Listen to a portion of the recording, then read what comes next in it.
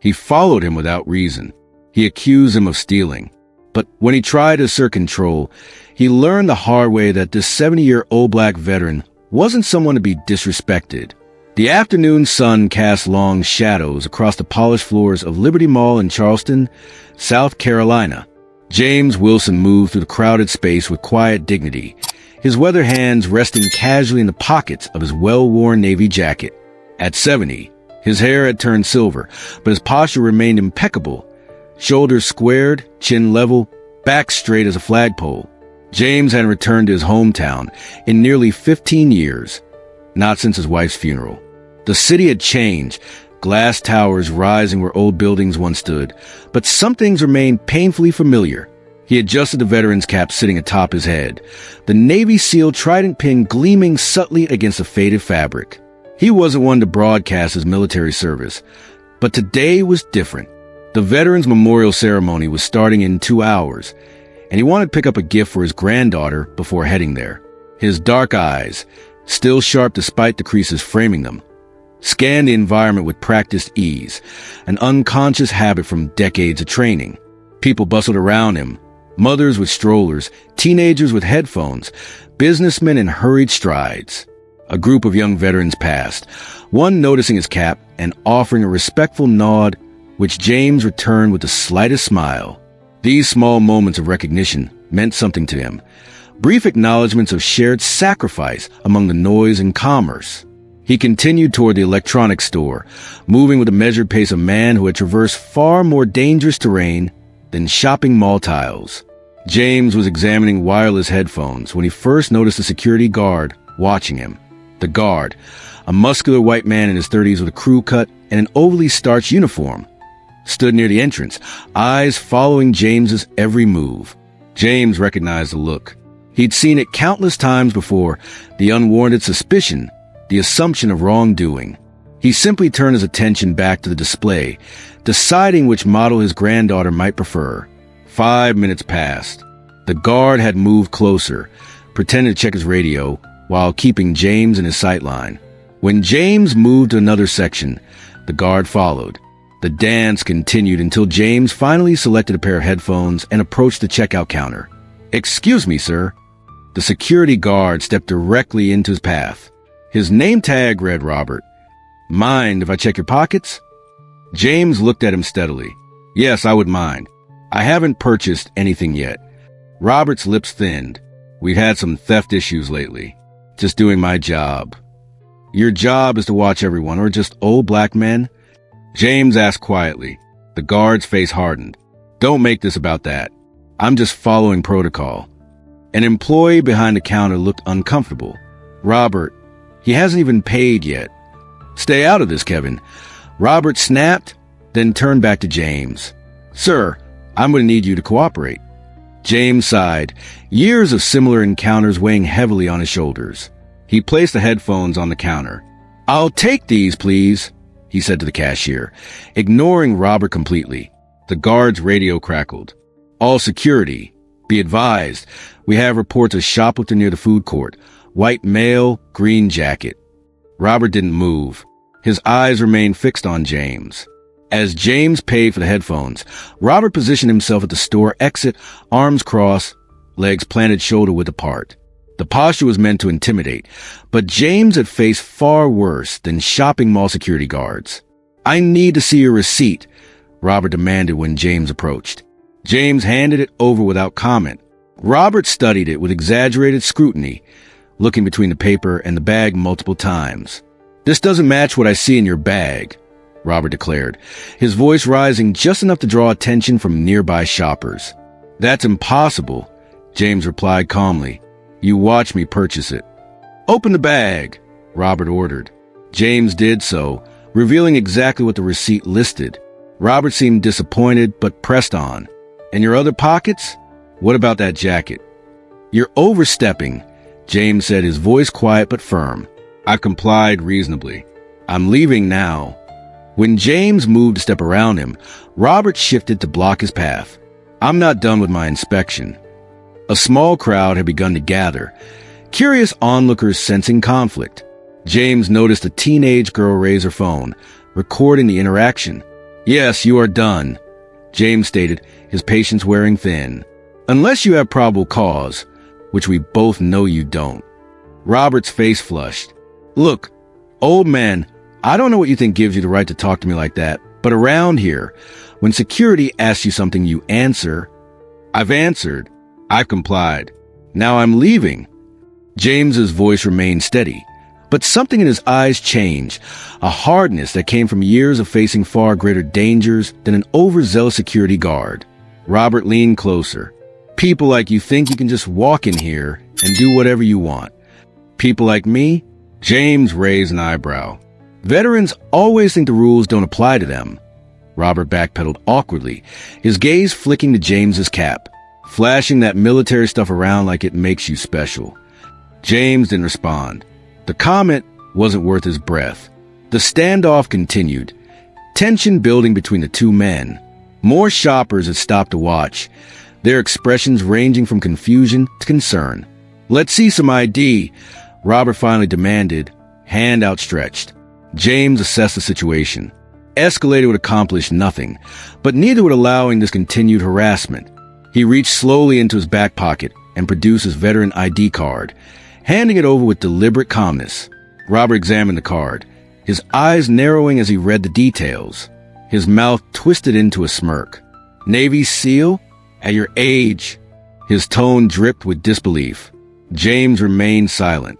Look, I respect veterans and all, Robert continued, but there's no way you were a SEAL. He tapped the card against his palm. These fake IDs are getting better every year. A murmur rippled through the watching crowd. The teenager recording had stepped closer, her phone pointed directly at them. That ID is authentic, James said, his voice carrying just enough of the onlookers to hear. Now return it and let me pass. Sure it is, Robert scoffed. And I'm the Secretary of Defense. He held up the ID for others to see. Look at this. Some old black janitor pretending he was elite military. Probably bought this online. The security guard's words hung in the air, sharp and ugly. James felt a familiar heat rise in his chest. Not anger precisely, but the steady burn of righteous indignation. He'd faced the skepticism his entire career, from his first day of training to his final mission. Some things never changed. Return my identification, James said, each word measured and distinct. Robert pocketed the ID. I'm confiscating this as evidence of identity fraud. That's theft, James stated flatly. Return my property now. Robert's hand moved to his belt, where a radio and handcuffs hung. Step back or I'll detain you for creating a disturbance. The crowd had grown larger. Phones were raised, recording the confrontation. A middle-aged woman shook her head in disgust. A man in a business suit watched with narrowed eyes. Final warning, James said quietly. Return my identification. Robert reached for James's arm. You're coming with...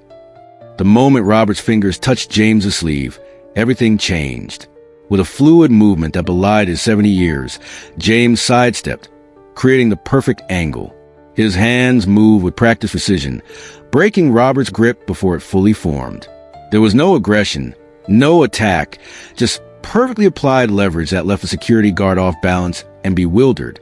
To the audience growing around them, it looked as though Robert had simply stumbled over his own feet. What the... Robert's face flushed crimson. He lunged forward with embarrassed anger. James moved again, his decades of training evident in every calculated shift. He redirected Robert's momentum, using the guard's own weight against him. In an instant, Robert found himself facing the opposite direction, his arm gently but firmly controlled in James's weathered grip. It happened so quickly that most onlookers barely registered the movement. Only the result. One moment the aggressive guard was charging forward. The next, he was immobilized, his expression a mixture of shock and humiliation. James held him just long enough to make his point, then released him carefully, ensuring the younger man wouldn't fall. Don't ever touch me again, James said, his voice low but clear enough for the closest bystanders to hear.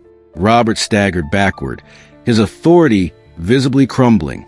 His radio crackled with a call he ignored, his focus entirely on the man who had just effortlessly countered his attack. That's assault. Robert finally sputtered. "You assaulted a security officer." The teenage girl, recording, stepped forward. "That's a lie. We all saw what happened. You grabbed him first." "What's going on here?" A sharp voice cut through the tension. Marcus Daniels, the mall's head of security, pushed through the crowd. In his 50s, with salt and pepper hair and professional demeanor, he assessed the scene with practiced efficiency. "This man assaulted me," Robert claimed immediately, pointing at James. "He has a fake military ID and attacked when I tried to detain him." Marcus turned to James, who stood calmly amidst the chaos. "Sir, your guard has been harassing me since I entered the electronics store," James explained evenly. "He took my veteran identification and refused to return it." Marcus's eyes narrowed. "Robert, do you have this gentleman's ID?" Reluctantly, Robert retrieved the card from his pocket and handed it to his supervisor. Marcus examined it, his expression changing subtly as he read the information. "Is there a problem with my identification?" James asked.